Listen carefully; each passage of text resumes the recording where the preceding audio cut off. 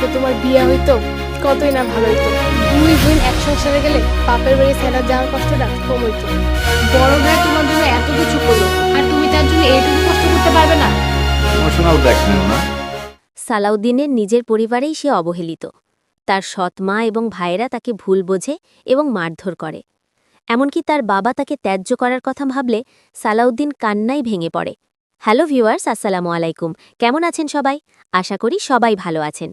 আপনারা ইতিমধ্যে দেখে ফেলেছেন সত্যের মৃত্যু নেই নাটকের ২ নম্বর পর্ব। যারা দেখে ফেলেছেন তারা সবাই অধীর আগ্রহে অপেক্ষা করছেন ৩ নম্বর পর্বের জন্য। ৩ নম্বর পর্ব কবে আসব জানিয়ে দিব আজকের ভিডিওতে, তাই সম্পূর্ণ ভিডিওটা দেখতে থাকুন কোনো রকম স্কিপ করা ছাড়াই।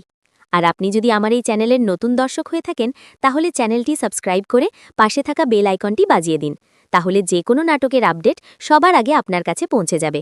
আপনারা গত পর্বে দেখেছেন সালাউদ্দিন তার ছোট ভাই মঈনের বিয়ের কথা বলতে মিমদের বাড়িতে যায়। সেখানে মিমের ভাই তৈয়ব তাকে অপমান করে এবং মারতে চায়, কিন্তু সালাউদ্দিন নিজেকে সুস্থ ও স্বাভাবিক বলে দাবি করে। সালাউদ্দিন আসলে মিমদের বাড়ির কাজের মেয়ে আমেনাকে পছন্দ করে এবং তাকে বিয়ে করার ইচ্ছা পোষণ করে।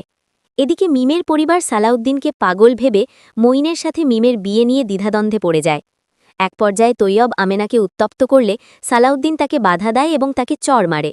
এতে ক্ষিপ্ত হয়ে তৈয়ব ও তার বাবা সালাউদ্দিনকে শাস্তি দিতে তার বাড়ির দিকে রওনা হয়, কিন্তু সেখানে গিয়ে যখন তারা প্রকৃত ঘটনা জানতে পারে তখন সালাউদ্দিনের উদারতা এবং ক্ষমাশীলতা দেখে মিমের বাবা মুগ্ধ হন।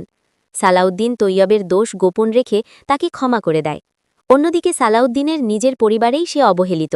তার সৎ মা এবং ভাইয়েরা তাকে ভুল বোঝে এবং মারধর করে।